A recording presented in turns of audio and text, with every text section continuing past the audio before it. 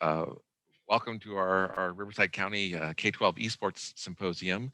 Some of you were here earlier when we started with our opening panel, and then we had 3 rounds of breakout sessions. Now we're back for our closing panel. My name is Dennis Large. I'm the Director of Educational Technology with the Riverside County Office of Education, and we are really happy that you're joining us this afternoon. I think it's been a great day so far. We're going to wrap up the day with a great closing panel. One of the things that I've been reflecting on all day is it was over a year and a half ago.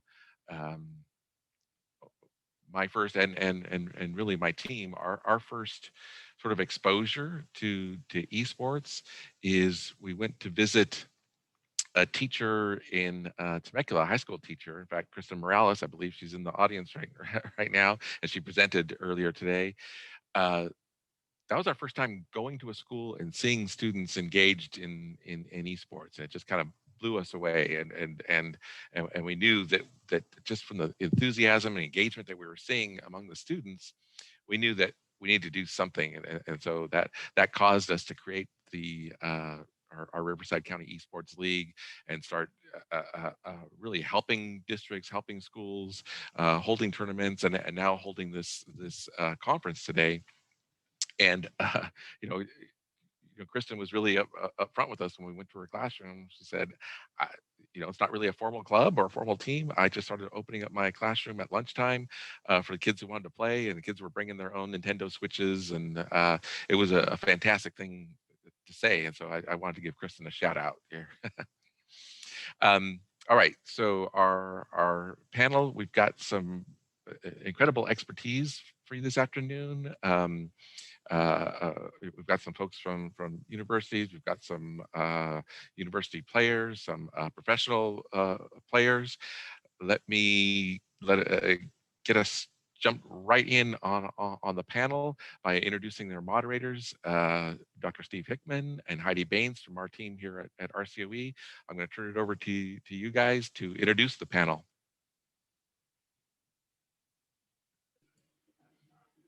Steve, you're muted. It helps if I unmute, right? There you go. Perfect. All right, I'll get the hang of this sooner or later here. So, yeah. Hey, good evening, everyone. I know it's later for some, especially if you're on the East Coast, but we want to thank you for joining us. I think we have a great panel here in terms of what is the future of esports, people who can speak to what's actually happening in that ecosystem beyond the K-12 arena. And that's how we wanted to end this, because we wanted people to see that there's a very real future in esports, whether it be educationally or whether it be even professionally. And so we have on our panel Dylan Crump. Dylan was the winner of our pilot online tournament, right? And he's kind of stuck with us ever since. And now he's at UC Berkeley, still playing Smash. And so we have him here. We have Jonathan Cuevas, who is a graduate from Cal State San Bernardino, and also continues to play Super Smash as a tournament on the tournament circuit. We have Dr. Constance Steinkuhler, who's a professor of Department of Informatics and School of Education at UC Irvine, really a preeminent scholar on gaming and learning. David Stepney, who is a professional Madden player who's appeared in several Madden tournaments. And then Trevor Whiten did I get Whiten or Witten?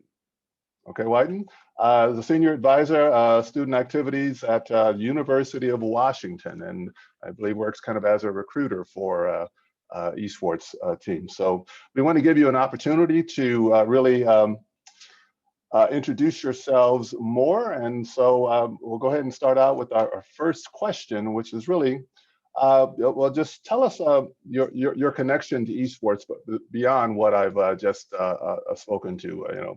How did you get into this, and why are you still in it? Right, so, and we'll start with Dylan, since. Okay, hi everybody. So as Mr. Hickman said, I am a current Smash Bros. Player, and I attend UC Berkeley. This is our logo, Smash at Berkeley. And I started getting into Smash a couple of years ago. before I went to high school in the Hemet Unified District. And then when the new game Ultimate came around, I just kept playing and kept improving. And I just love the game a lot. And it's always been just a big part of my life. So, going into esports, into Cal it just felt like a very natural next step for me. So yeah, I've always been a fan of Smash Bros. And I always will be. And I currently am helping coach my team for WCA, Western Center Academy. So if anyone's from there, that's awesome. I don't know if you're here, but yeah, I love the game. And I've been involved for quite a while, I think. Thank you. Okay. Trevor? So yes, I'm an advisor, a senior advisor at University of Washington. My main focus is student engagement with the various student organizations and clubs on campus. My connection to esports, probably very similar to a lot of university administrators. I was sort of volunteered, stepped into it because of my passion and my understanding of gaming. And our program, like many programs, developed out of the organic momentum and infrastructure of the student organizations. And so I'm sort of in the position where I put out resources and support for anything the students want to do to engage their world and kind of start things going at the club level. And it was a natural progression to kind of have me come along and help build the program and take it from the club level to the competitive level we're at now. And so that's really kind of, the students kind of pulled me into it, basically, their passion, helping bring up. I think we started this whole esports journey with a appearance from Double Lift and Travis SOL from the League of Legends community did a classroom talk 4 or 5 years ago. The students convinced me to come up with $2,000 to pay their honorarium. I'm like, all right, let's try this. And 250 people showed up with 24 hours of Reddit advertisement. And I started to go, there's probably something with this esports thing. Maybe we should look into it. And it led to further conversations about the League of Legends Club not having a place to play on campus 5 years ago, and turned into the picture behind me, our recent build out of a 40 unit gaming PC lounge and esports arena. So student engagement brought me to it, and student passion brought me into the game, and my connection with gaming as a 50-year-old child who still plays current games. All right. Thank you, Trevor. Well, David. Good. You got to unmute. Okay.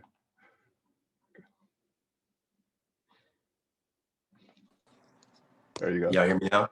Yep. Just want to say I'm so happy to be here. Yeah, my name is David Stepney. A gamer name of mine is 19. If you were to look that name up, it'll come up and it'll show a few things in Madden that I've done over the years. What got me into Madden, I can honestly say it saved my life. Seeing that there was another level to it. Once I knew that I didn't have to do some of the stuff I did growing up and I can play a video game and make a career out of it, I took it and I ran with it. At one point, it was just a normal game that we played, me, my friends, and a couple other guys. But once I seen that there was tournaments, once I seen that there was money to be made, I took it to another level and really didn't look back after that. So, yeah. Thank you. Jonathan. All right. Hi, everybody. I'm Jonathan. I'm a graduate from CSUSB, and I'm soon to be advisor for the Esports Club on campus. I'm an Inland Empire smasher. My tag is Rockstar Ace. It's a little silly, but it's like they say, I made it when I was 12. I started playing Smash competitively in Smash 4 back in the day. And I ran into it by accident at a tournament in the mall, and I just stuck with it since then. I never looked back after that. I've made a lot of friends in the community and all that stuff. So it's been a wild ride, and I'm really happy to be here after all of that to talk to you guys a little bit about esports and how it's growing and how it can be useful for students in the future.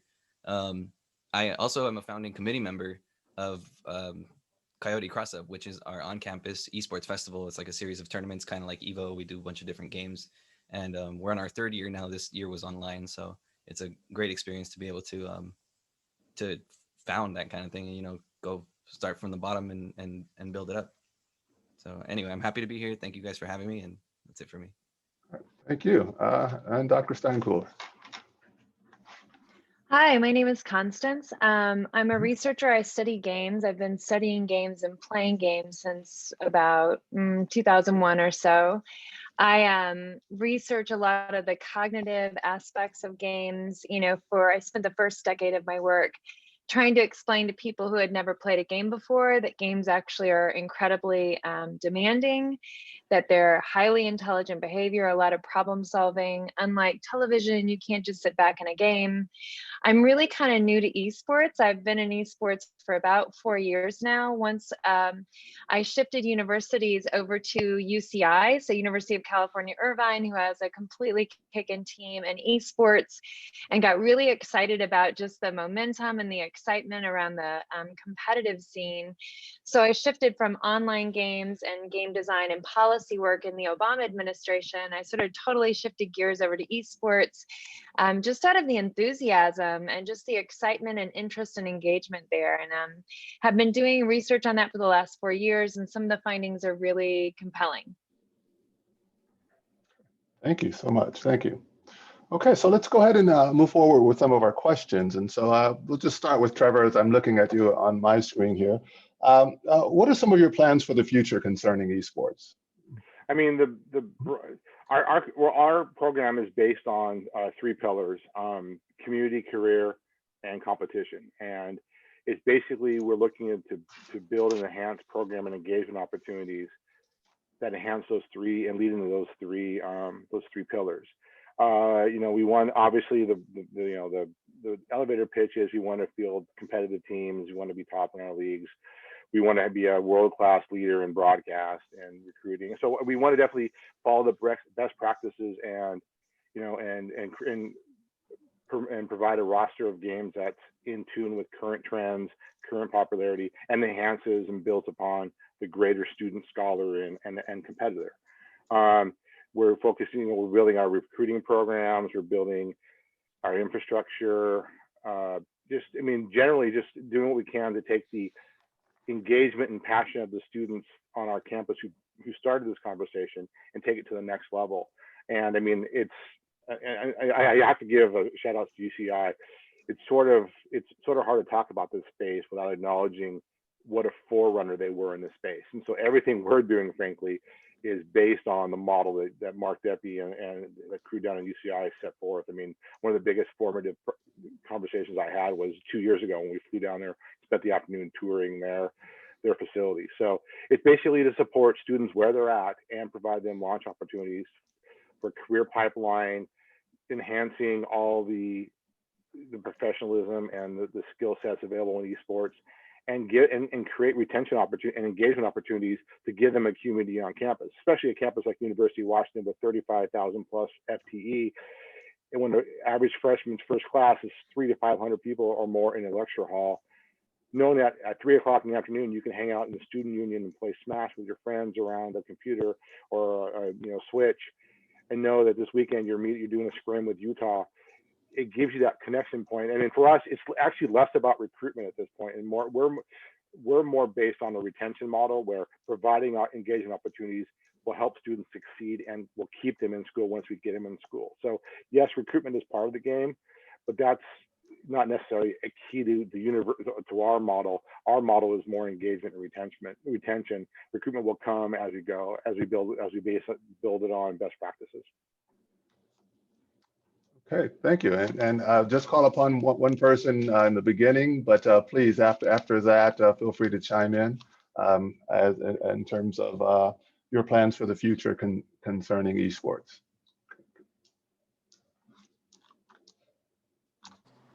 Yeah, for me, it's something that's probably going to be a part of my life going forward for a while. I have 2 kids now, and one of them, his name is Malachi. He plays the game more than I ever played the game at his age. Oh, wow. And I think it has a lot to do with him having a father who played the game for a living at one point, right? Like I solely relied on a video game. So when I have a son who is, not only does he just want to play, but I can see that he's actually good, right? And I'm not being biased, like his hand-eye coordination, the way that he can shoot the gun in Fortnite, like I'm no good at Fortnite, I'm no good at Smash, I'm no good at any other game but Madden, because that's the game that I put all my time into. But to see him be able to go from Fortnite to Madden to Brawlhalla to, it's like, whoa, okay, I have something that I can pour into. I have someone that I can pour into, give him my expertise. And the same with my 3-year-old. I got him up on my daily dad page. I got a daily dad page on Instagram, and you can watch him playing Fortnite building at the age of 3. And it's like, wait a minute, this isn't just a cool little game. No, there's a lot that goes into understanding how to build, how to push this button with that button, and you know, the pressure sensitive to it. All of it ties into the game, and I can't imagine not playing going forward. It's when I think of coming home playing Madden, because I play poker for a living now, and that's one of the ways that I also bring in income. But when I come home, regardless if I won money or lost money, regardless of how I competed, when I come home and I play when I play Madden, I zone out.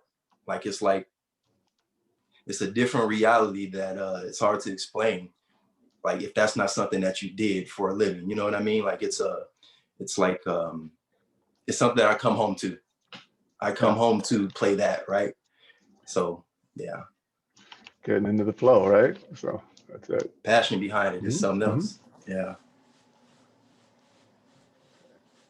I'll pitch it next. I personally, I'm looking forward to. I'm starting to become the advisor for the CSUSB Esports Club, so I'm in the process of making that happen. So that's going to be cool. The program on campus started in part with my efforts because I was the first person to run the Gamers Lounge. I was the first person to be the associate specifically for the Gamers Lounge. So I was the first person to really build the community. And the way I was doing it back then was just by word of mouth. I would go out with a monitor and a setup, and I would take it into the middle of the hallways, not in the buildings, but outside, you know, where people would walk to and from the student union and stuff, and just kind of spread the word. Just be like, hey, we're playing Smash. We have other games, but I know, you know, Smash is huge on campus. So it took off the most, and which is good for me because it's the game that I love to play. And so I think I was able to bring a lot more personality to it because the game coincided with what I enjoy playing. So now we're starting an esports club. We have a festival, and you know, getting involved and continuing to grow these things on campus is going to be a lot of fun. And then on the personal side, I just want to continue to travel and improve and you know, continue my personal journey in the Smash community as well. So that's my plans. Cool. I can go next. So basically, I've been advocating for Smash at my high school since like freshman year. And then eventually it finally happened, and I was really glad. And I was the leader of the team at the time I was there. And even now, I still have a part in coaching them and helping them, you know, improve. And coming into Cal, even though it's all online, I was able to kind of just join the team because there's several different teams there. And so I haven't really been in like a leadership position yet, but I definitely want to, like when I'm in terms of like at Cal, but I definitely want to when I become like, you know, a junior at Berkeley, just because I think that will give me a little more authority to make calls like that. But I am very excited, especially for when we're finally able to play in person again, because I think, as Jonathan can agree, in-person Smash is significantly better than online Smash. So it'd be very nice for us to be able to actually bring people in that are just walking around and they see a sign, oh, go to this room to play, and then they just come. And even if they're a brand new player, I just think it's great that they're interested in that, you know, we can get them to play and then they can learn. So yeah, lag online in Smash is just, it's too much sometimes, really. But I am really looking forward to, you know, the future of Smash. For me personally, I don't see myself, you know, stopping anytime soon, even after Cal. But I really am looking forward to seeing where Smash at Cal goes. All right, thank you. Okay, so what are some of the skills that students need to be successful in college and or the professional esports ecosystem? And then let's start with Jonathan this time. So for me personally, there was a huge divide, I guess, at the time, because you're in college. There are things you have to do, things you don't necessarily want to do, and then, you know, there's your Smash life, hanging out with the homies in the lounge and playing games and stuff like that, and learning to balance those things and do both well takes a lot. So you need skills like you need to be able to learn, you need to be able to study, you need to correct your mistakes, you have to have the willingness to continue to learn, you have to have social awareness, and you have to, you know. And a lot of times, in my experience at least, you know, there's a lot of times where I've lost a set or I've lost a match, and I was, you know, salty about it. So I'd go review the VODs, or go watch the set on YouTube or something, see what I did wrong. There's a lot of it's kind of like studying for a test, you know. It's your own personal test. You go study the notes, see what you got wrong, and go back into it the next time and see what you can do a little better, you know. So it's a little bit of improvement at a time. So there's always space to learn and always space to improve, and you can keep that attitude in your classes as well, as you balance both to try to, you know, make the best of both. The learning's in the reflection, right? That's where you're going to learn and get better. Exactly. Yeah. Anyone else? So what are? Yeah. So yeah, I'll chime in on that one because I have a story I can tell. I have friends who went to UNLV, and regardless of what we was doing at night, they knew during the day David was probably going to be in the room practicing. So imagine me, I'm a young guy, I'm in Vegas, you can have a whole lot of fun, but on my mind was a tournament, like an upcoming tournament. And I knew the only way I can win is if I put the time in. So I would practice 8 to 10 hours a day at one point because I wanted to be the best. And I knew that it was possible for me. Being able to lock in for that long, I think it's a hyper focus that is not easy, right? Regardless of what you're doing, you can have a lot of people who do things, but if you're not hyper focused on what you're doing, there's a lot of things you can miss. So I'm studying up on the game, not just from what I can do, but what others are doing. I'm staying up, I'm staying in the know, right, for the new glitches that may be coming out that they can use that I might not know nothing about. So I'll show up to a tournament, they're doing something that I'm not aware of, I'm probably gonna lose the game, right? So it's just knowing your craft all the way around. If it's Smash, if it's Madden, I can use these two because that's what everybody's talking about. It's knowing about the game in and out, right? Me going to Drew Brees' house and playing him on the game, it didn't matter that he knew real football. It didn't matter about any of that because we're talking about a video game. You got to be able to move around, use this joystick, and if you're not putting the time in and practicing, it's gonna show. Thank you. So I'm just curious, just to follow up on that. So if you're playing with Drew Brees, he understands football, but maybe not the game as well. Does that give him any advantages? Okay. Yeah, he understands football. He may know how to read coverages in real life. It comes at a different speed though, right? The video game, I can run one play the whole game. And if you don't know how to stop it, there's nothing you can do, right? And in real life, you're not going to do that against those guys. You try to run the same play, the very next play, you're going to get smacked on. So knowing the video game and knowing how to play football is two different things. And it would show, you know, it's shown over time because even the show I was on, the Mad Nation show, I was telling the guys about, we all got represented by a player. So Drew Brees was my player. Everybody else had a player that represented them as well. But none of those players would beat any of the Madden guys because we played video game. We're not playing football, right? I hope that makes sense. Yeah. Different physics there, right? 100%. 100%. Yeah. I can check if you want more on sure. Please go ahead. I mean, I think it's a broad base of based on skills. I mean, adaptability, perseverance, and commitment, but a strong focus on STEM and STEM and actually STEAM. You need tech skills, you need art skills, you need graphic designers. Esports at a college level is community engagement, it's self-started club programs.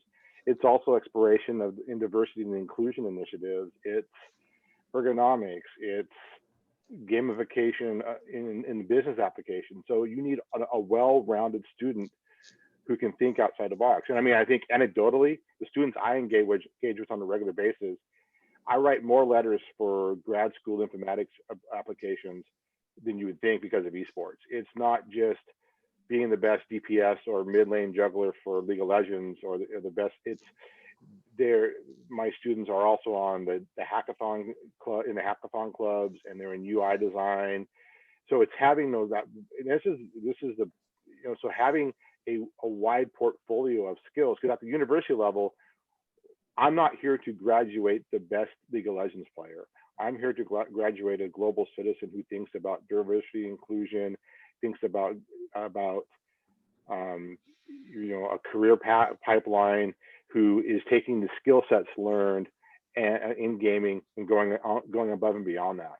I'm less interested in the story of the person, and no offense to the professionals in the room, but the person who has a semi-professional career in Smash, I'm more interested in the person that now designs virtual reality headsets for firefighters because of their love of Smash, or is in the mental health field, or in dealing with diversity and inclusion and equity conversations in the gaming industry because of their passion for what they learned in college. So I think everything plays into it, you know, and yeah, it's skills. It'd be great if you're twitchy enough to, you know, have a 4,000 plus rating on Overwatch. Sure, we want that. But we also want the person that can design an overlay for our Twitch broadcast, who can run the switch on, and who can publicly speak and do casting, who can do analytics and run in team management. So every skill is important. It's, you know, esports generally is a hybrid of football, debate club, FFA, you know, business, and name your club on a high school campus. Esports has its roots in it, and it's probably more, we're just as akin to, you know, ultimate frisbee as we are to Husky football. So I think as we are to, you know, other you know, non-sports related clubs. So all skills are kind of welcome and encouraged. Constance, any thing to add on that one? I love this conversation. I mean, Mhm. I think the research bears out everything that people have pointed out. I mean, you've got system-based reasoning, data science in there.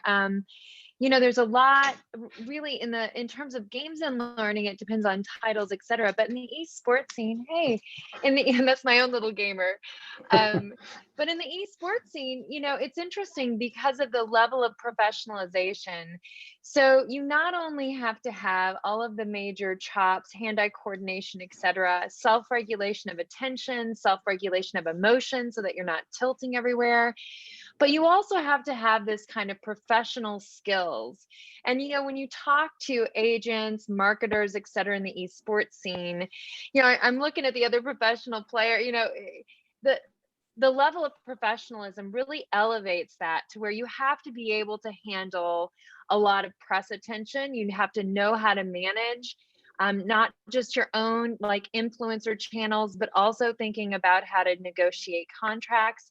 It's an incredibly demanding career, and many esports professional players, they play for a while, but then they transition into other roles in the ecosystem, whether it be agents and coaches, or whether it be starting their own businesses or creating second tier support systems, which right now we're only now starting to see some of that technology get developed.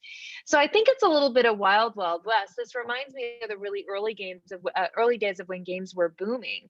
I think there's a lot of opportunity here, and I will say across the board that the skills and the sort of character building that can happen in these spaces absolutely has relevance, whether it's in the esports community or beyond it into lots of other domains. Thank you. All right, I'll give away to Heidi Henschel. Oh, thanks. Thank you for that as well. We were going to come back to you, Dr. Steinkuhler, with a little more about the research. What have you found about esports and higher ed and the connection with your research? Well, interesting, right? I mean, right now we're working on we've been studying for 4 years a youth program, the North America Scholastic Esports Federation, which is a huge mouthful, NASEF. So we've been looking at this very particular youth program. So let me say a little bit about the collegiate scene versus the youth scene. I mean, you know, esports has been around in Asia for a long while, and only in the last 5-7 years has America and the North America generally kind of caught up to that in terms of passion and just seeing it in various domains kind of normalized. And part of that's probably due to the fact of you can now spectate it as a sport much more easily and it's much more kind of mainstream now than it used to be. On the collegiate scene, we've seen, you know, a 4-fold increase in programs, and not just collegiate programs, but collegiate programs that have full professional suites of everything from tutors to physical therapists and coaches, including scholarships. So for a lot of parents and teachers, that's when they finally stop kind of dismissing it and realize, wow, this is really a big deal. Like the fact that you can go to college on a scholarship because of your gaming skills is pretty tremendous. So the youth scene, so, as professionals gotten popular, collegiate is really starting to catch up now. And now you're seeing a lot of youth programs. I have to say though, overwhelmingly, the youth programs, they're not really focused on trying to develop professional esports players, much like Trevor had said before. It's great if that happens, but that's rarely the goal, right? It would be like saying that high school basketball is about playing for the NBA. That's a laudable goal, but very few people can perform at that level. It's incredibly, incredibly difficult. But instead, what they're doing on the youth and collegiate scene is they're using it as a way to, number one, make school relevant again. I cannot emphasize this enough to educators like me in the audience, because, educators like me think that school is the center of the universe. But for students overwhelmingly in the US, even those that are doing really well in school, school is now seen as nothing more than credentialing. So just imagine that, right? You have a world in which even kids who are doing well think that school is bogus and not about substance. So one thing that you're seeing programs do is try to make school relevant again. So for example, Trevor's example about, analyzing their data, like showing kids, whether it's high school or college, that things like being able to understand basic stats are actually a great hack for the world right now, right? That esports is not about, it's not about sort of baiting kids to attend classes more, although that's great. It's also just about making that content relevant to what kids are interested in, which I think is really, really exciting. Thank you. I like that you mentioned stats, because that's such a big part of the gaming world. And I have a reluctant learner at home myself, and he's very into gaming and can rattle off all kinds of stats when it's relevant to the game, right? So let's talk a little bit about collegiate or professional players. How much time do you spend developing skills? Like what does a program look like that's developing skills of the players? And is there a particular regimen that players follow in order to develop their skills? And talking about mental health and physical health, what does that look like as far as time commitment?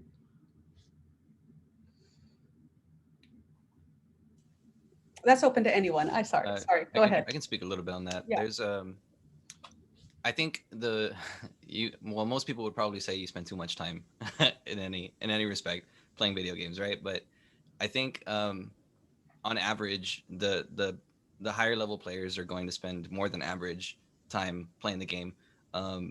More than is probably recommended by most institutions and stuff. But you have to be willing to balance all of that and take care of your health, and not let your body slide because your mind is so fixated on a game. So I think it varies for a lot of people. I think the regimen that they have is different per player. So for me personally, I like to play live opponents. I don't really like to do what they call being in the lab, which is when you sit in training mode and you just cook up different combos, different strings, different ideas and stuff like that. I like to play in person. I like to play against friends, and I like to just spar against people. So I could spend a long time doing that. I could spend hours just playing with friends and improving and talking to each other about what we could do better. But I can't spend a lot of time sitting still in the lab and just kind of cooking things up. So that's just me. I think it just varies person to person, but in any respect, I think you can say that the average high level player plays a lot more than just the casual player. I can speak from the collegiate level, just from our programmatic. Like officially, we endorse 15 hours a week of team engagement, which is, but that's officially. I mean, gaming is a lifestyle. It's never turned off. I mean, my job is 9 to 5, but the minute I got a Discord account, my office hours were blown out the window. So forget about it. So officially, we're pushing 15 hours a week. It looks like 3 to 6 scrims a week with rival schools and with other schools across the country. You have administrative meetings, a couple of those a week. VOD reviews. Just skill set training. And then the big part of it is just going to be the general community Discord engagement. I mean, for every hour you play, in Overwatch, you're probably spending another hour posting memes on the Discord channel of the Overwatch team. So, you know, officially, if I'm asked, my students are only doing 15 hours a week. Unofficially, Lord knows how many. So, you know, I think you have to be healthy enough.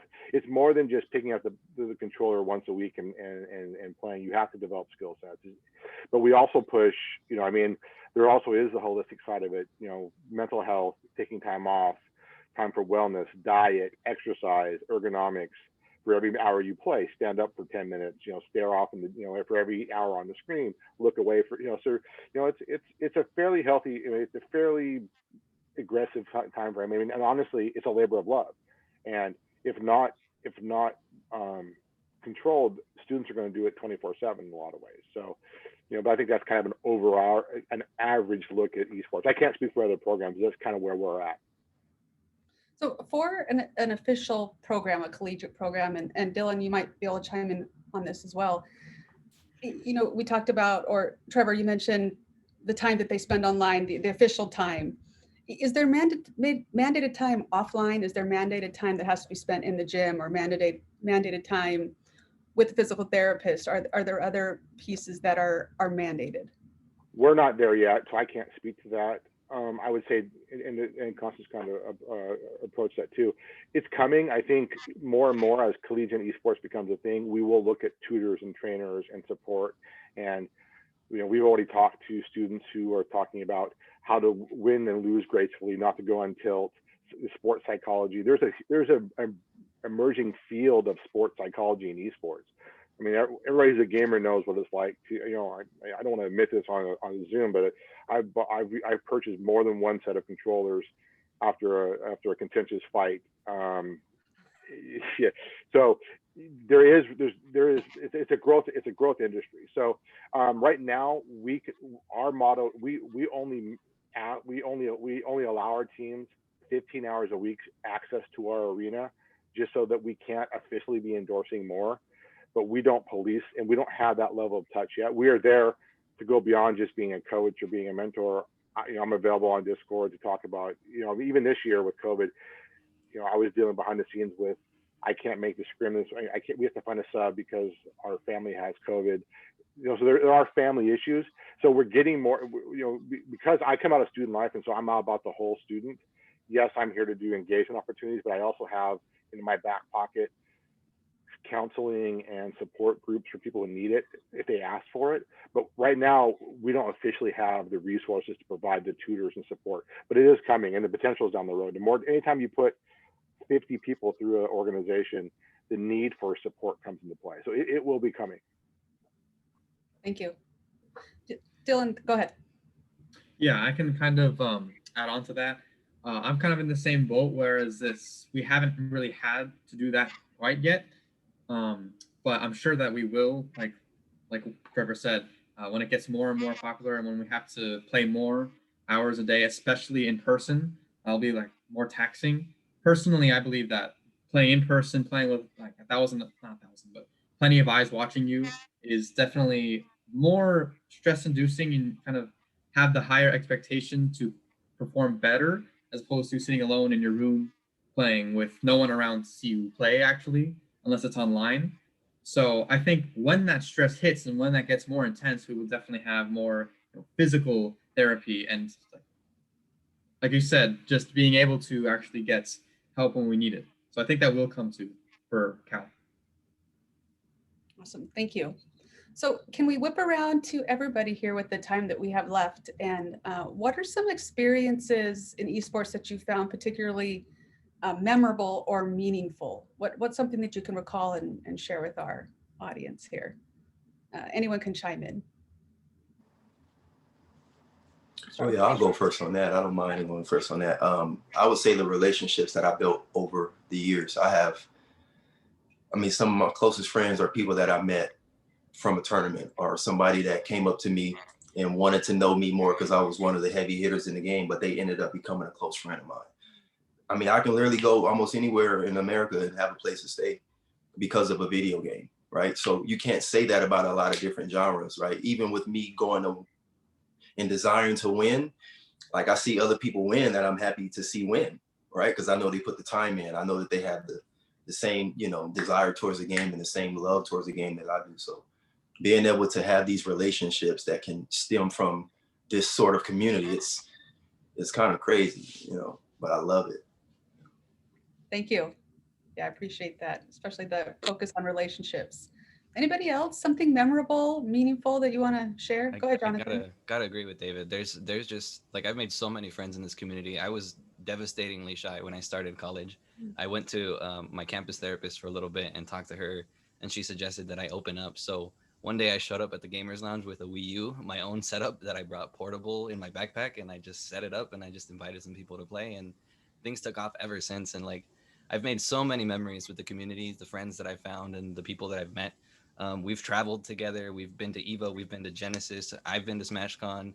I've played people that I don't know, but I know, you know, like I've played Samsora, I've played Tweak, I've played Dabuzz, and it's just cool that you're part of this community and you are just part of all these people who share this interest and who share this this fun. They share the hype moments and they share the community, you know, and it's been so much fun and just so much I don't know. This it's just so many memories. I couldn't even name enough. But yeah, it's definitely about the community and the friendships, the relationships. It's crucial.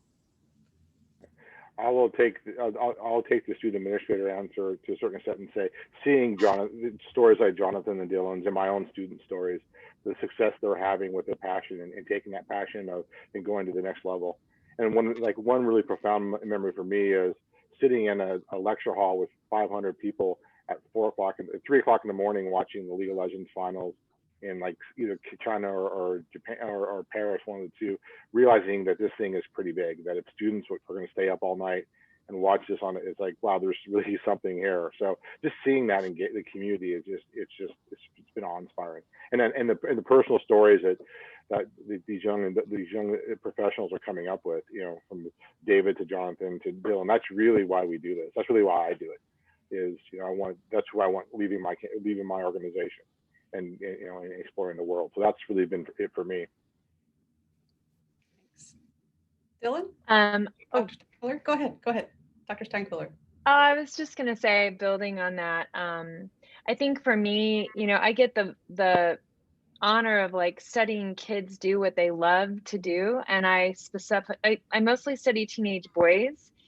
And it is really incredible reading interviews with kids talking about the thing that they love and how meaningful it is for many of the students that we study at the high school level. These are the first times they've ever had a coach, a coaching experience. And if you've never had a coaching experience before, like it's really transformative. This is the first time for overwhelmingly many of them that they've ever had their school acknowledge what they're good at. For example, like announce it on the morning announcements when they accomplish something, when they win. And that recognition means the world to them. I interview teenage, you know, young men for whom the activity, the sports frame around what they do and what they do so well has actually totally remediated their relationship with their own father. You know, like you're talking about kids that might be shy, or some of them, I mean, not all of them. It turns out the stereotypes really don't hold for everybody at all. But, you know, it's like, they'll have conversations about their dad finally getting what they do. And instead of yelling at them about screen time, like watching streams with them, paying attention to the professional level, and it totally remediating their relationship with their dad in really powerful ways. And you read some of these stories, and what you find is transformative isn't just sort of the cognitive stuff, which, you know, like I'm good at studying that. What's harder to capture is like how it can actually change these relationships and change who kids see themselves to be. Wow, that's amazing. One more question here in the chat from Dr. Large. Any advice on getting females more involved? This is for Dr. Steinkuhler. This is something we're working on as well. Yeah, what a great question. And that's such a deep question. I don't know that we can answer it all here, but I will say overwhelmingly, you know, women and girls play, we play almost on the same levels of percentage rates, especially among young people, as boys and men. But women tend to like different titles. In the esports scene, it's not rocket science. It's the level of harassment that women get. I mean, most parents would not expose their teenage female daughter, their daughters to that stuff. Most women don't want to be exposed to that. I think if we want to get more girls involved, it's not a matter of finding the right game. It's a matter of the community stopping. It doesn't take many many perpetrators of hate speech, violence, and all the crap we see online. And it's not just in games, it's now online rampant everywhere. But it doesn't take much to really poison the water if you don't look or act or sound like everybody else or what people expect you to be like. And I think that we have to, if we want women there, then we have to make it a space for women to be in. And there are ways to do that. I just want to give a shout out to like AnyKey, which is really working on this problem from the community side. Fair Play Alliance, which is run by Kim Vole, who is working on it from the industry side. There's a lot of effort going on, but I would encourage everybody here to participate in that, especially those of you who are influencers like David and Jonathan and Dylan. Like, believe it or not, like as role models in this space, frankly, you're my greatest hope as far as like changing this conversation so that, so that women, and actually more than women, like more diverse people, want to play, because it's an amazing space to be in. Thank you. I want to circle back to Dylan real quickly, because I didn't forget a memorable experience, something to share with us. Right. So I think how David said, I think I made plenty friends in the Smash community. Like, there's people that I would never have met or never have like gotten to know if it wasn't for the fact that I played Smash and went to tournaments and everything. And there's two in particular. One is when the second place, the runner-up at the pilot tournament, I reached out to him and we became friends now. And now he's a part of my Discord and everything. And then my first ever tournament at Berkeley, the guy that I lost to in one of my matches, reached out to him, and now I'm like a part of his team. Now I'm part of the CIO team at Cal. And I think that just being able to, go around and go to these tournaments and just having a totally, nothing about this person except the fact that you play Smash, you play the same video game, you instantly kind of have something to relate to and almost become friends through something so simple as like a video game. It's just a really, really awesome thing to me. And I'm glad that I've been able to make those relationships and make those connections with these people that I would have never met otherwise. So I think Smash and any other esports game is a great way to meet new people. I think those two experiences are highlights for me because it allowed me to get to know these guys who I wouldn't have known otherwise. Great, thank you so much. If I can ask one more question to David, and David, feel free not to answer this, but we noticed your reaction when Dr. Steinkuhler was talking about remediating family relationships, and wondered if you wanted to elaborate on that as we kind of close out today. Yeah, absolutely. It's big.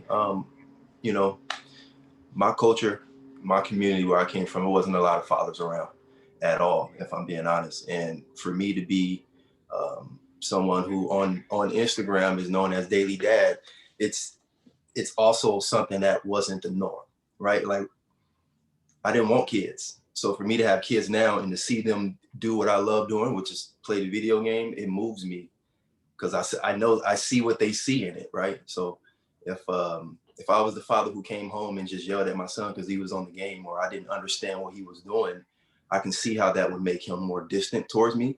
And the same with my wife. We homeschool.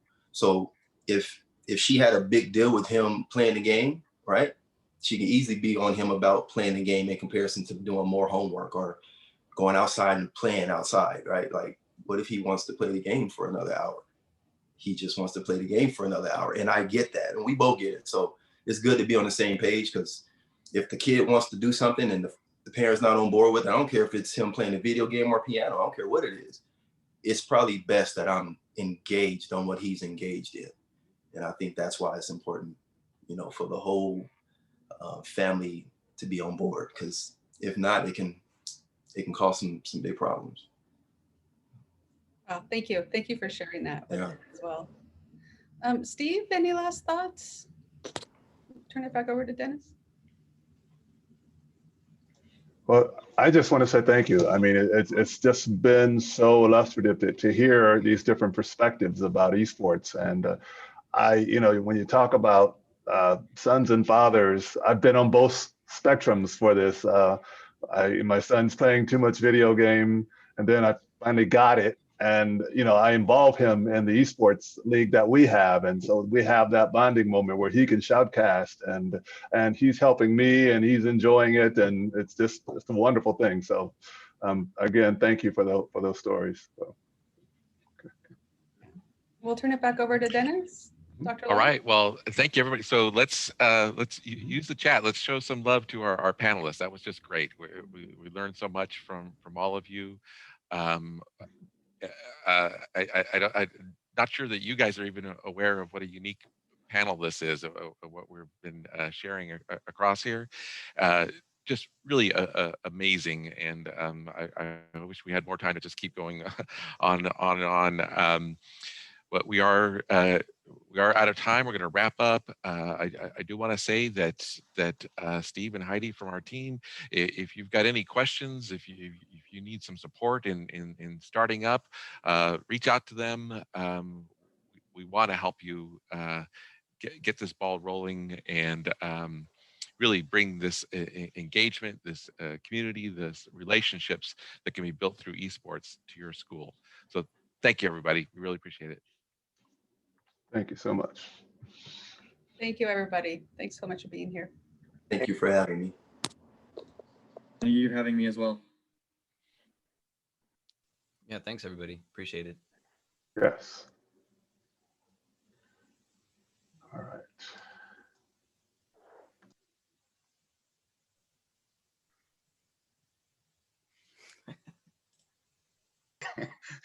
Sorry, I had to. I just had to keep egging you guys on, see if it happens. All right, no, thanks you guys. It was awesome. I had a great. I'm willing to make it happen. We can. Yeah, there you go. I'm willing to watch because I know I played that game and my students squashed me at it. So, but I love watching a good player in that game. But no, it was fantastic, everyone. Great job. I mean, all around. It was super cool. My daughter's been sitting here every session. She's like, "What's going on next? What's going on next?" She absolutely loves it. So thanks everyone for doing this. Yeah. Oh, I have to say real quick. Also, I was a huge fan of Miss Morales's presentation. I loved it. It was great, and I think I might know one of your players. I'm not sure.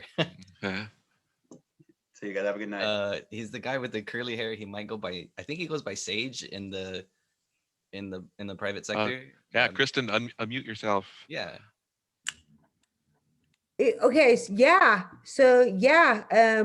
I wanted to ask you, how's the scene up there at Cal State San Bernardino? Because some of my students might be going that direction.